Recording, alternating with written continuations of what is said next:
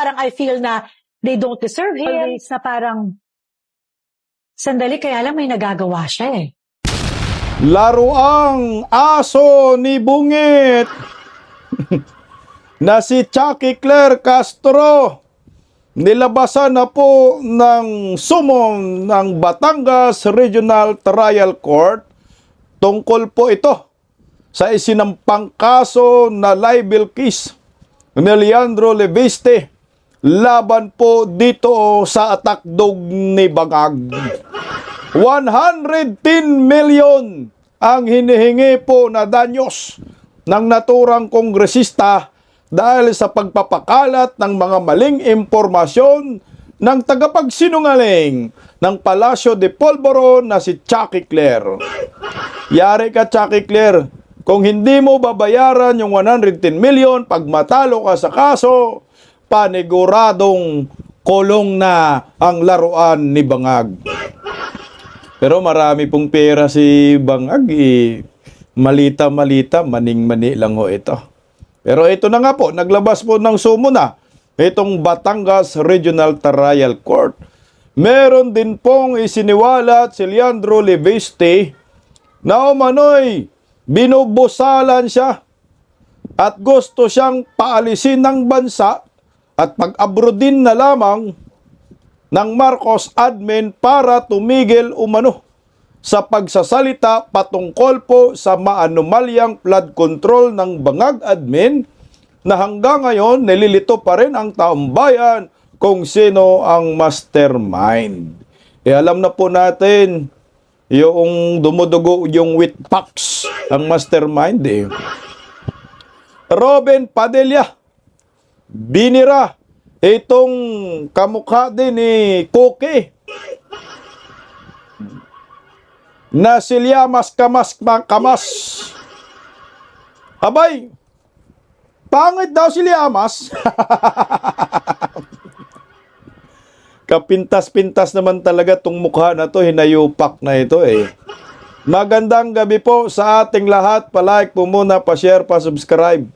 Pakipindot po ang inyong notification bell para lagi po tayong updated sa ating mga video. Suportahan rin po ninyo ang pangalawang YouTube channel ko po, ang Bisdak Historiador. Grabe ho talaga itong mga dilawan, no? Pareho na po sila ng takbo ng utak ng mga pulawan na nung una, akala natin yung magkalaban na yan, yung kulay na yan, yung pala kasinghutan pala ang mga animal, no? Pansin ko lang, yung mga galit sa mga Duterte ang swaswangit, no? Tingnan mo si Chucky Claire at saka si Llamas. Parang pinagbiyak na mansanas. Ang swangit! Unahin po muna natin itong paglabas po ng Regional Trial Court ng Sumon. Laban po dito kay Chucky Claire. Pero bago po natin ipalabas po yan, pakinggan po muna natin. Kasi itong si Leandro Leviste, meron po siyang mga tinatama, no? Na mga mali-maling balita na isiniwalat ni Chucky Claire. Kaya nga nagkaroon ngayon ng kaso itong si Chucky Claire. Pakinggan po muna natin si Idol Leandro Leviste patungkol po dyan. Maraming maling impormasyon ang kumakalat ngayon at nais ko itong linawin. Wala akong nakuhang kahit piso mula sa gobyerno, kaya wala akong ghost projects. Ang mga kontratang nakuha ng mga kumpanya ko ay mga permits para sa private investments gamit ang sarili kong puhunan sa sarili kong lupa. Hindi totoo na may 24B na multa ang Solar Philippines. Ang sulat tungkol dito ay ipinadala sa SPNEC, ang kumpanyang ibinenta ko sa Meralco. Wala ring probisyon ang nagsasaad ng 24B na multa sa SPNEC. At wala rin itong nakuhang pondo mula sa gobyerno. Wala rin akong binentang prangkisa. Ang kumpanyang naibenta ko sa Meralco ay wala namang prangkisa. At ang kumpanyang may prangkisa ay hindi ko naman ibinenta. Kaya ako nagsampa ng libel case kay Claire Castro dahil sa pagpapakalat niya ng fake news. Hindi rin totoo na 2% lang ang na-deliver ko sa mga proyekto. Si PBBM mismo ang nag-groundbreaking sa aking 3,500 megawatt project, ang pinakamalaking renewable energy project sa Pilipinas at pinakamalaking foreign investment sa bansa noong 2025. Ang mga proyektong ito ay may malaking ambag sa supply ng kuryente sa Pilipinas. Ang kakulangan ng supply ng kuryente ay dahil sa hirap sa pagkuha ng permits at ang di umano'y panggigipit sa mga negosyante. Exactly. Bukas at handa ako para sa mga mas malalim na diskusyon tungkol sa mga problema ng power industry ng Pilipinas. Malinaw na ang mga isyong ito ay panglilihis sa mga tunay na issue. Alam din nating malaki ang budget ng mga kalaban para magbayad ng media at trolls. Correct. Pero hindi tayo matitinag sa ating mga ipinaglalaban. 100% pabor ako sa transparency at sa pagsasapubliko ng mga assets at campaign donors ng bawat kongresista para matiyak na walang nagpapayaman sa kanilang posisyon. Mabuhay si Leandro Leviste kasi nililito ng ni Chucky Claire itong mga balita, itong mga impormasyon laban po dito kay Leandro Leviste. Kasi ang hangarin naman kasi yan, kaya nililito para masira yung kredibilidad ni Leandro Leviste at madama yung Cabral Files. Ang nakakalungkot nga ho, dahil yung Cabral Files napunta na po sa Senate Blue Ribbon Committee, hindi pa po pinag-usapan ng todo. Yan ang nakalungkot. Hindi nagkaroon ng interes itong si Panfilo Lacson na tabla rin po, bayad ng mga buhaya, bayad ni Tambaluslos. Kaya tama po itong ginawa po ni Leandro Leviste na sampahan po ng libel case itong si Chucky Claire. Na ngayon nga ho, no, nakala siguro si Chucky Claire ay hindi seryoso si Leandro Leviste, naglabas na po ng summon itong itong Regional Trial Court ng Batangas. Ayan po ayan po yung summon. So Regional Trial Court Branch 11 Balayan, Batangas, no. Leandro Leviste Ligarda versus Clarissa pala yung hinayupak, no. Clarissa Castro. Si Chang, Chinese ka palang buang ka. Chinese pala to si Claire Castro. Bakit anti-China ang buang? Yan tayo Oh, Chinese Hindi natin alam kung anong pangalan. Pangalan ba to ng kanyang asawa? Asawa niya Chinese? Oh, si Chang man. Chang, buang Chang. Huli ka ngayon, So ito, ako hindi man ako interesado sa buhay ni Chucky Claire, iba kasi wala namang kwentang tao talaga yan, puro mga fake news. Pero ang tanong ko dito, mukhang mapa-research po tayong lahat dito, mga kabisdak, no? Kasi na-discover natin dahil po sa mga kaso niya ngayon na kinakaharap, no? Sinampa ni Leandro Leviste, lumabas. Nalaman natin yung totoong pangalan. Ito na kayo. Mga bubonistang tanganista ni Baki, ni Bangag, anak ng Kagwang, may lahing Chinese din pala itong animal, no? Ano to Chinese? Si Clarissa Angeles Castro, si Chang. Ano to, pangalan ng kanyang asawa? Asawa na ba si Castro? O pangalan po, apelido po talaga ito? Apelyido ng asawa niya o apelyido ng tatay niya. Again, wala akong interes sa buhay ni Castro kasi wala ramkwentang buhay niyan. Ito na po naglabas na po ng order summon Raffold to this court on January 28, 2026 is a verified complaint filed by Plaintiff Leandro Antonio Ligarda Leviste through his counsel against defendant Clarissa Angeles Castro si Chang for damage under Article 33 of the Civil Code. Civil Code that after due trial, he be awarded 100 million pesos as a moral damage plus 10 million as exemplary damage plus 1 million as attorney fees and the cost of suit. So, ano to? Sweet. Tama? So, ano to? 100 So 111 million ang babayaran ni Castro pag natalo ang hinayupak. Pag natalo, kung walang pambayad, kulong ang buwan.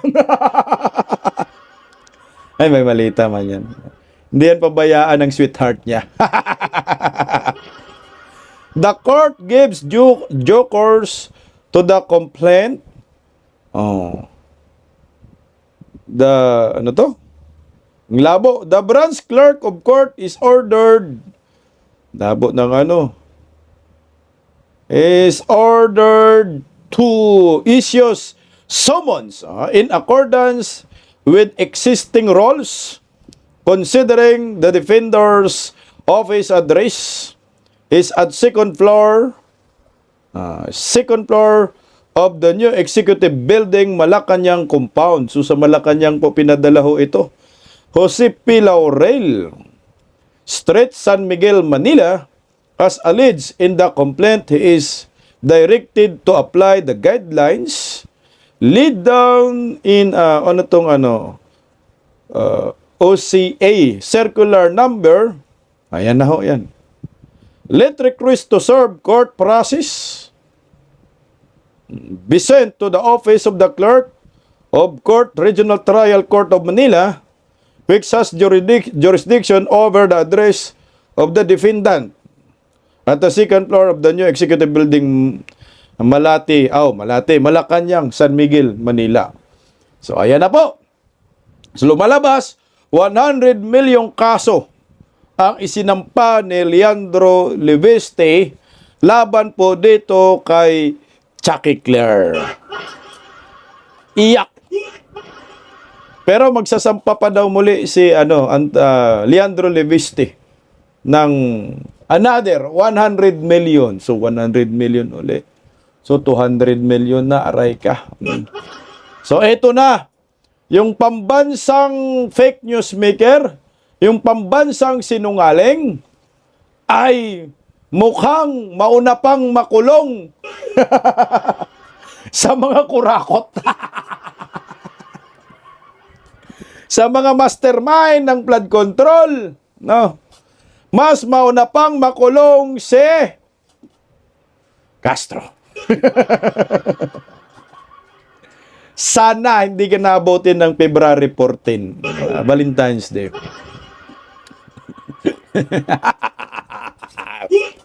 Pag nahatulang guilty si Castro, bagsak ang kanyang kredibilidad sa pagsasalita in behalf of Palacio de Polvoron. So yung kredibilidad niya ay hindi na papaniwalaan pa ng taong bayan ang kanyang mga sasabihin na lumalabas sa bunganga niya. Kasi ito libel case man ito dahil sa pagpapakalat ng fake news. Na kahit ang kamalas niya kasi nasa palasyo siya. Pati yung pagbablog niya, madadamay na rin, wala na ring maniniwala sa kanya. In short, budol-budol ang datingan niya. Panloloko sa kapwa Pilipino. Kaya pag makonvict ka, anak kang kagwang ka. Pag matalo ka sa kaso, magmulta ka man. Pag hindi ka magmulta, paniguradong kulong ka man. Amagay. Ito, meron pa pong ibang isiniwala si Leandro Leveste. Abangan natin, no? Pag mahatulan pong guilty itong si Castro, magpalitso na naman ako. May siniwala si Leandro Leveste na di umano'y gusto siyang paabrudin, busalayan ng Marcos admin para manahimik sa flood control issue. Ito po, sabi po sa news ng Bilyonaryo, Batangas Representative Leandro Leveste on Friday accused the Marcos administration as asking him to leave the country and they stop disclosing the supposed evidence he had gathered linking government official to the allegedly anomalous infrastructure projects of the department works in highways. Naniniwala ako dyan . Sa dami-dami pong sinasagasaan ni Kong Leandro Libeste, hindi po malayo na totoo po itong nangyayari po ngayon na binubusalan siya. Umalis ka na lang sa abroad. Baka inoperan pa ho ito ng malita-malita. Ang problema niyan, may prinsipyo man itong si Leandro Libeste, malamang sa malamang, no? Hindi po yan papayag na busalan si Leandro. Bagkos isiniwalat niya na siya ay inalok na lumayas ka, no? Lumayas ka sa Pilipinas, ito malita. Kamalas nila kasi bilyonaryo man ang batang ito. Isiniwalat po yan ni Leandro. Ito po yung eksaktong statement niya. Sabi po diyan ni Leandro Libiste, sinagot din naman ni Chucky Claire. No? Nilabasan na ng sumo ng hinayopak. Ang sabi po ni Leandro Libiste, I ask for the travel authority upon the request of representatives of the administration who asked that I go abroad and stop releasing evidence linking government official to anomalous DPWH project. Hindi, no? Gawin talaga lahat ng mga kabuhaya para hindi na sila madadali, no? Ni Leandro Libeste. Pero sinagot po yan ni Chucky Claire. Tingnan mo, ang sabi ni Chucky Claire, hindi namin binibigyang halaga ang pahayag na walang kabuluhan. Ayan, kabuluhan. Sayang daw ang oras. Out. Kung walang kabuluhan, bakit ka sumagot? Bakit may statement ka? Dapat ang comment mo, no comment. Sinagot mo na rin yun. Sabi mo, sayang ang oras. May kabuluhan, may katotohanan. Sabi ni Leandro, diba, merong mga detreat sa buhay niya. Siguro inoperan ito ng mga buhaya. Dapat siguro pangalanan ni Leandro Libiste. Itong mga congressman ni Bangag na lumapit sa kanya na tumahimik ka na lang, mag-abroad ka na. Itigil mo na yung mga expose mo laban sa mga buhaya.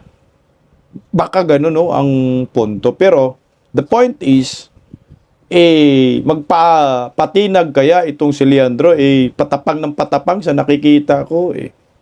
Tingnan mo si Claire, talagang kinasuhan niya. Kaya, ang oras mo, Chucky Claire, ibohos mo. Ibohos mo. Sa Batangas Regional Trial Court. Makakaganti na rin ho kami, animal. Araw-araw mo pinulutan. Si Vice President Inday Sara, araw-araw mo ginagago ang mga Duterte, pero hito ngayon, haharap ka sa matinding pagsubok. Mag-ingat ka, Chucky Claire. Pag natalo ka, kasi traidor pa naman yung amo mo, traidor pa naman yung kakampi mo, si Bake at si Bangag, dahil alam namin na traidor, marami na pong nabiktima sa katraidoran niya. Pastor Quiboloy, former President Duterte, trinaidor niya. Marami siyang trinaidor na kakampi. Bong Revilla, trinaidor niya. Kaya, mag-ingat ka, Chucky Claire. Baka ikaw ang susunod na tatraidorin ni Bongbong Marcos at ni Bake. Dahil ganun po talaga sila. Pag hindi ka na kapakipakinabang, matik, iiwanan ka, itatapon ka na parang basahan. Ganon ang tatak Marcos, tatak traidor, tatak budol-budol, at tatak walang utang na loob. Lalo ka na, ibayad ka. Sa bawat putak mo, yung metro ay tumatakbo. Bawat takbo ng metro, ikaw ay kumikita. Pera ng bayan yung sinasahod mo, milyon ang ginastos ng gobyerno sa inyo. Anak ka ng kagwang ka, pag hindi ka mapakinabangan, pag magkaipitan, panigurado, iiwan ka sa ere ni Bangag at makukulong ka at mabubulok ka sa kulungan, Chucky Claire. Ano sa tingin nyo? Meron kayang pambayad si Chucky Claire? 111 million pesos. Pag nag-file muli, 200 million na. Magiging 222 million pesos. Saan niya kukuha nito? Saan siya kukuha ng pera? At kung may pera po siya na pambayad, maki-question talaga siya. Saan ka kumuha ng 110 million? Yan ang napakalaking katanungan. Magkano lang ba ang sahod mo bilang spokesperson? E di malalantad lalo ang pagnanakaw sa kaban ng bayan. Kaya ako sa'yo, Chuck Eclair, lumuhod ka sa lupa. Baka sakali, no? Magmanikluhod ka kaya Leandro Leviste, baka sakali ay maawa sa'yo. At iurong yung kaso. Pero Leandro Leviste, wag mong iurong yan. Ituloy mo yan, bigyan mo yan ng matinding leksyon. Kasi harap-harapan niya nagpapakalat ng fake news. Itong mga dilawan, kagaya ni Chuck Eclair, kagaya ni Llamas, magkamukha ho sila. Parang pinagbiyak na mansanas na sa labas maayos, sa loob bulok. Kaso nga lang si Llamas, bulok na nga sa loob, bulok pa sa labas. Kaya napintasan po siya ni Senator Idol Robin Padilla. Paano po hindi siya mapipintasan? Pati po yung si Mariel, no, nananahimik lang naman. Naglabas lang naman ng pahayag patungkol po sa kanyang asawang senador, ay dinamay nila, binabanata nila. Kaya yung swangit nakatikim kay Idol Robin Padilla. Tingnan mo, pakinggan natin. Ito po yung pahayag ni Mariel, no? Hindi ko alam kung saang interview po ito. Tapos agad po sinagot ng mga dilawan pinklawan. Ngayon, napupuno si Idol Robin Padilla, kaya nakapintas sa kanila. Narito, pakinggan natin. No? Parang I feel na they don't deserve him. Always na parang, sandali, kaya lang may nagagawa siya eh. Alam mo yon, may napapaganon ako. May days ako na ganon. May days ako na last na talaga to, tatapusin na lang natin to, hindi na natin to, kasi parang, or like sometimes I feel na, lalo na when they take out of context what he says, or they say stuff about him, parang I feel na they don't deserve him. Ayan, no? Alam mo yung pahayag na yan, pahayag po yan ng isang asawa na dismayado sa maraming Pilipino sa pambabas po nila kay Idol Robin Padilla. Nilalait nila si Idol Robin Padilla, kagaya to si Llamas, ang tindi man lait yan eh. Ako naintindihan ko yung context no, ni konstekto ni Mariel. Parang sabi, ayaw na tatakbo si Robin Padilla dahil hindi deserve, Bisaya magyud no. Dahil hindi deserve ng mga tao na namimintas sa kanya yung kanyang pagkasenador dahil nagtrabaho man talaga si Robin, no? Ibinigay man talaga ang lahat. At kita mo naman, hindi man niya nag-absent. Nandun yung pagiging public servant. Kasi nga, yung mga dilawan, hindi nila matanggap na nag-number 1 senador itong si Senator Idol Robin Padilla. So ngayon, binira po ni Llamas Kamas-Kama si Idol Robin Padilla. Nasama na si Mariel Padilla. Ito, pakinggan natin. Pero hindi, Tito Ronald, madagdag ko lang doon sa caricature kasi di ba isa doon sa mga sinasuggest ni Senator Robin Hood, bakit hindi na lang lagyan ng water cannon yung mga barko ng Philippine Coast Guard? Diyan muna tayo mag-umpisa sa patungkol sa Philippine Coast Guard. Kasi grabe man lait ang animal eh. Gantihan na lang yung mga yan para maprotektahan yung mga tao natin doon sa West Philippine Sea. Pwede ba yun? Ano ba magiging impact nito pag ginawa yan?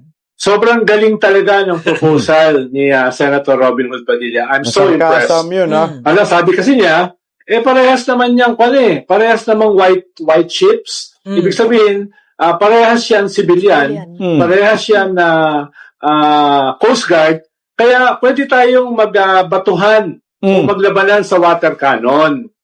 Medyo correct lang natin ng konti si Senator Robin Hood Padilla na pwede na sana yung gawin ng kanyang mga staff. Dahil ang Coast Guard ng China ay bahagi ng kanilang People's Liberation Army. Yan ay under the Navy ng China. Yung ating Coast Guard ay under ng DOTR. Ibig sabihin nun, yung ating Coast Guard ay civilian. Hindi yan military. Yes. Pag binomba natin ng water cannon, nakipagsagutan tayo ng water cannon sa Coast Guard ng China, military yung ating wina-water cannon. Bobombahin tayo dyan. Tol, no? Mukhang malabo po yung ano mo, ha? Malabo po yung sinasabi mo. Pag binomba natin ng water cannon, liamas kamas, yung Chinese Coast Guard ay bubombahin tayo. Siguro bomba water cannon din. Kasi kahit sabihin po natin na yung Chinese Coast Guard ito, ha, China Coast Guard is currently the world's largest Coast Guard fleet, operating as a paramilitary force under the Central Military Commission.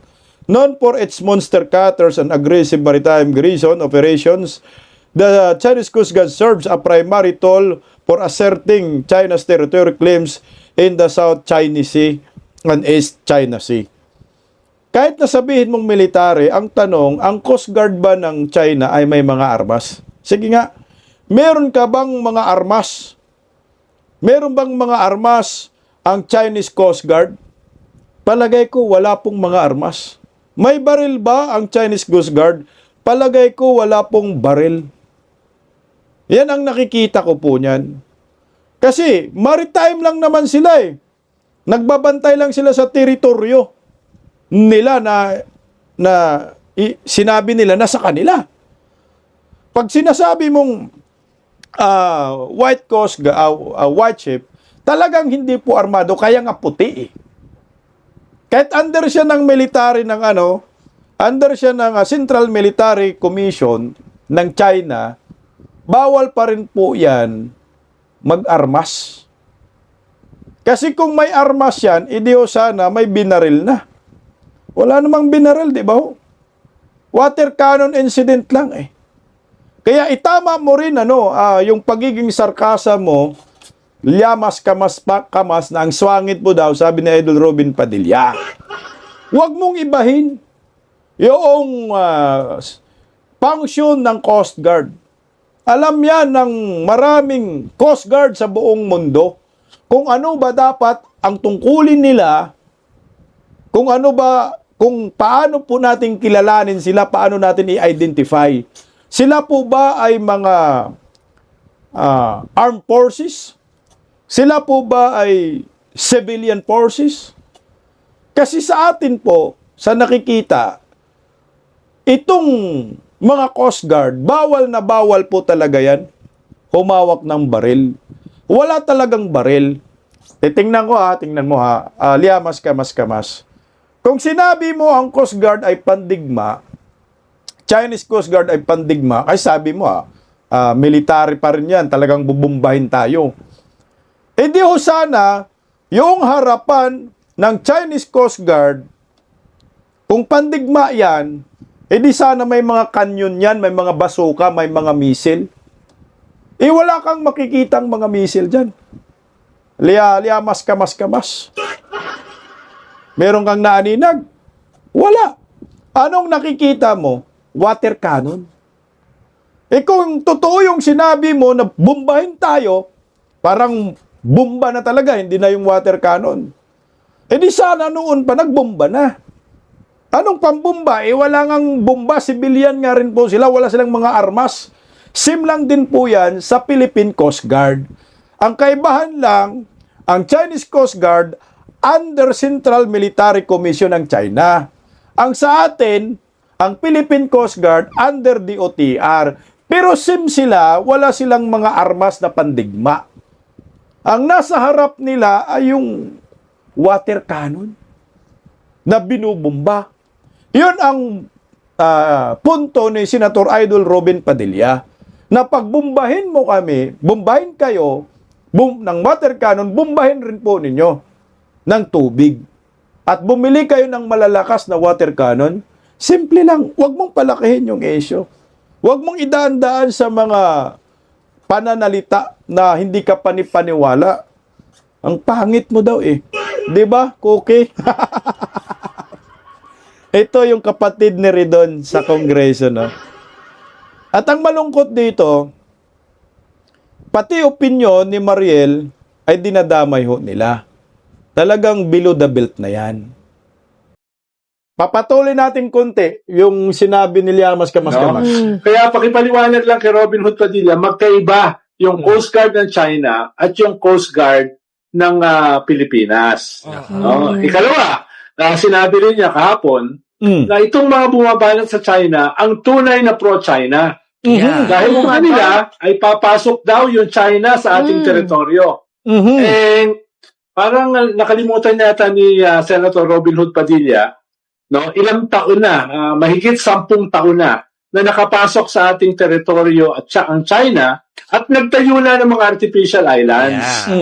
At kaya nga tayo nagsampa ng kaso sa UNCLOS, sa isang international tribunal, na ikang 10 taon this year yung ating victory, ay dahil nga ayaw nila umalis sa ating teritoryo. Kaya hindi ko alam kung saan kuweba nagtatago si Senator Robin Hood Padilla nitong nakaraang 13 taon o 14 na taon.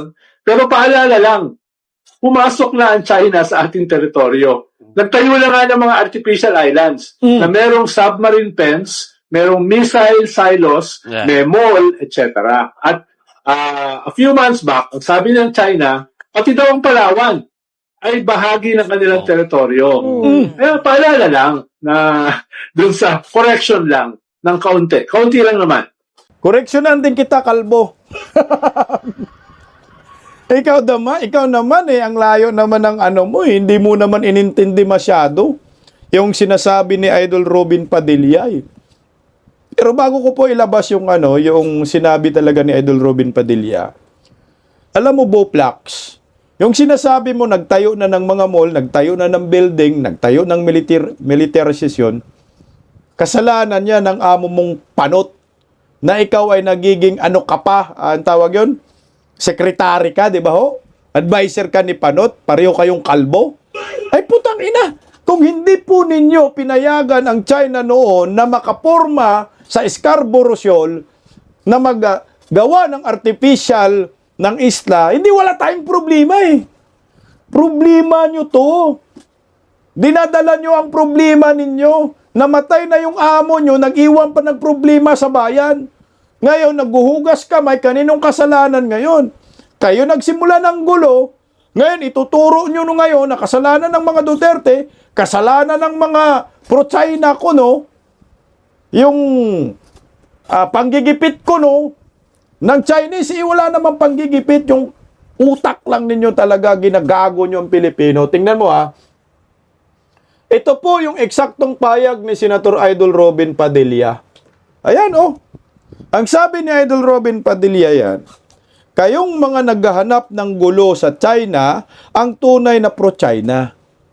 O ngayon, hindi mo tinuloy yung dugtong dyan Dahil sa mga ginagawa ninyo, baka sa sobrang buwisit at pikon sa inyo, ay mapilitan silang pasukin tayo. Exactly.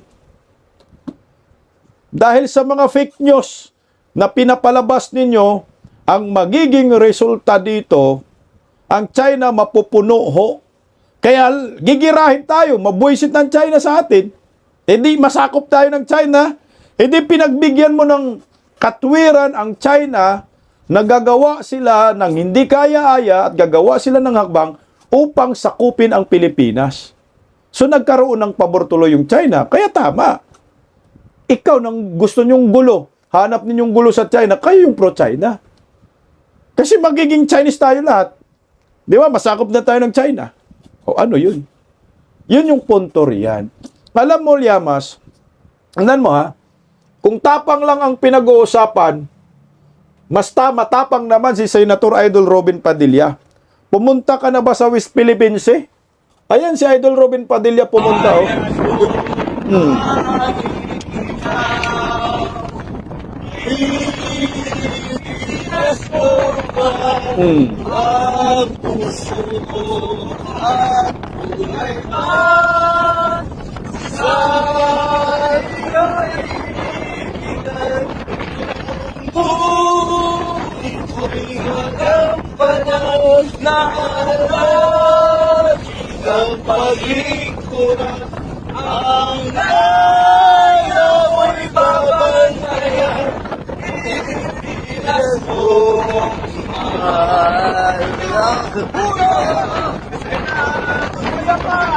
Alay ng humdagan, dakilang pandaragat at lalaya, matapang na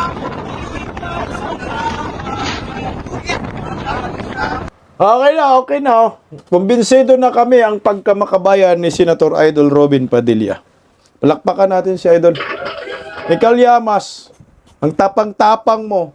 Di ka man nakapunta sa West Philippine Sea para kumanta ng ganyan. Wala kayong ginawa. Puro panggugulo lang kayo. Ang masaklap dito, ito. Dinamay pa si Mariel Rodriguez. Kaya napuno na siguro itong si Idol Robin Padilla. Kaya nakapaglabas ng hindi maganda. O ito, pakinggan natin si Llamas Kamas. Sabi nga ni Mariel Padilla, walang gustong gawin si Robin kundi tumulong from day one. Ay, akala ko Oo. sasabihin mo hindi natin deserve. Yun yung susunod yung sasabihin. Kailangan. Sabi niya, kaya the Filipino Sabi ni people don't Mariel. deserve him. Hindi na daw tatakbo because Oo we don't daw. deserve him. Oo. Alam mo, malaking tulong si Senator Robin Hood Padilla. Hoy! No? Dahil sa kanya, ay halos lahat ng artista na tumakbo last midterm election natalo. Hoy! Kaya ang laki ng tulong niya, no? Kailangan natin siyang pasalamatan na yung mga botante ay hindi Nagising na pa. name recall lamang, hindi popularidad lamang ang magiging batayan Mm. ng kanilang pagboto. No? Dahil si Robin Hood, number one yan nung tumakbo siya for the Senate. Ngayon, pupusta ako, hindi na siya magna-number one. Baka kaya hindi natatakbo. Mm. Posible. Baka na-realize niya sa kanyang data analytics na medyo delikado siya. Dahil lahat ng artista na tumakbo ay natalo.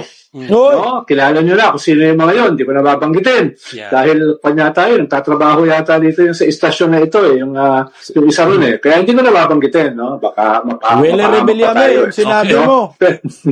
Wele. Huwag mo na sabihin. Okay. Hindi ko na sabihin. Gusto mo, initials na lang.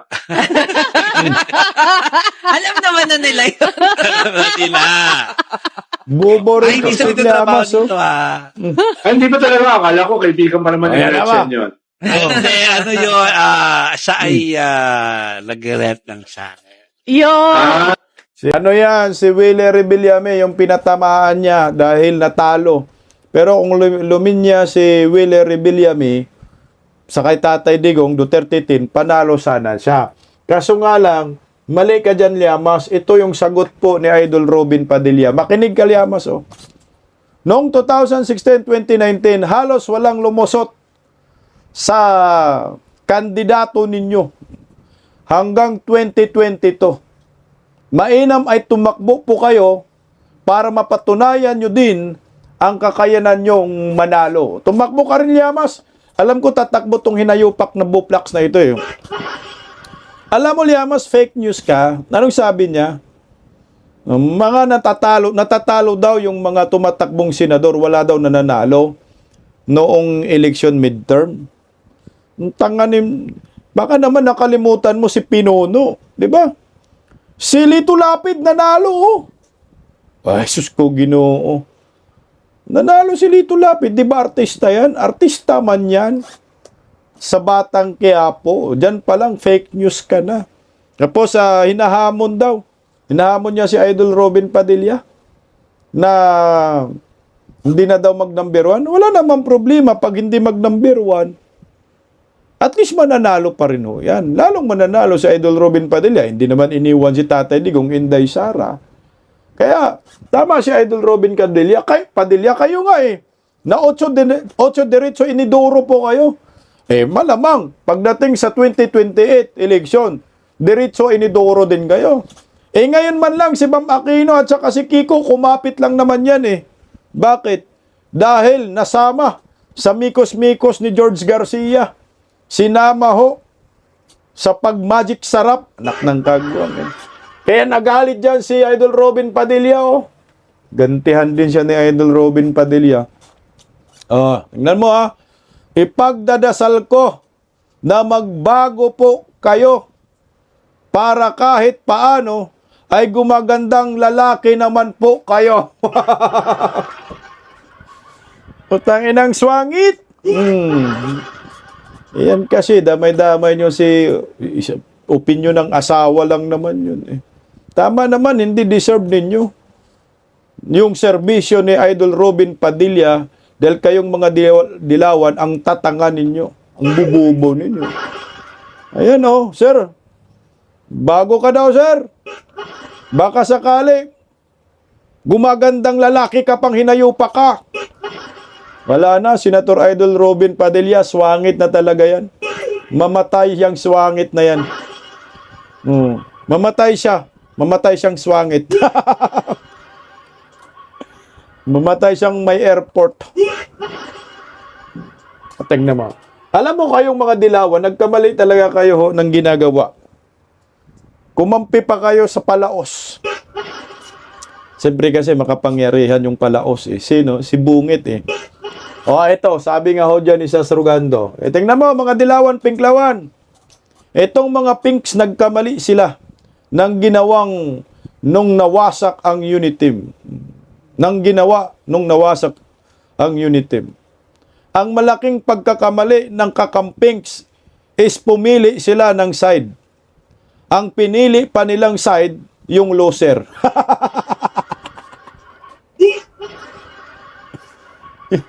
Yung nauupos na nakandila. Tama naman Wala kasi nakaupo presidente kaya. Galit sila sa mga Duterte, doon sila pinili nila si Bangag. Kasi hindi naman po pwede silang pipiliin nilang mga Duterte dahil pinupulbo sila ni Tatay Digong noong 2016. Hayaan mo na. Makatikim yan ng pagkatalo sa 2028 presidential election. Kaya ikaw, Chucky Claire, makukulong ka talaga.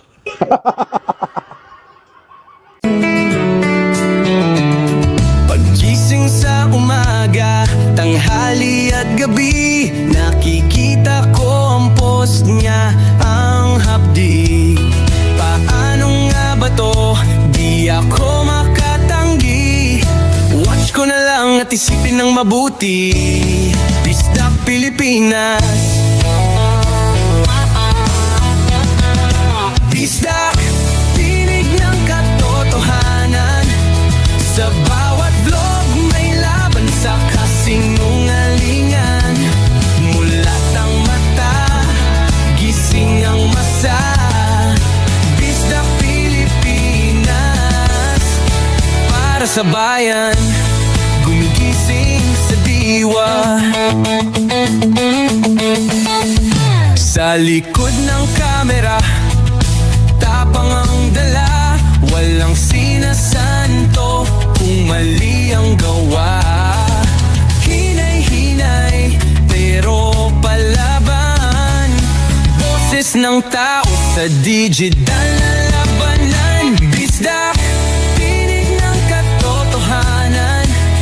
Sa bawat vlog may laban sa kasinungalingan. Mulat ang mata, gising ang masa. Disdak Pilipinas. Para sa bayan, gumigising sa diwa.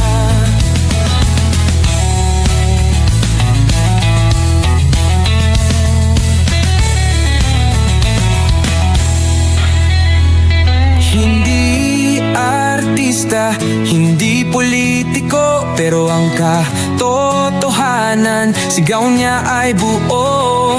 Sa YouTube o Facebook man siya makita, may aral ka pa rin, may uwi sa bawat salita.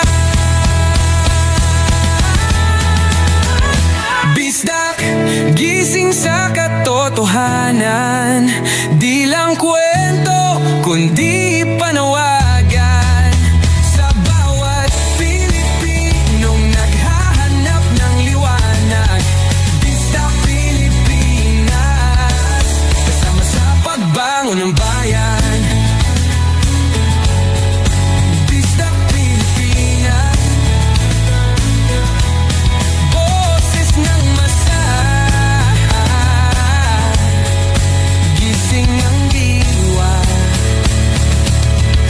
ilog mo, may pag-asa.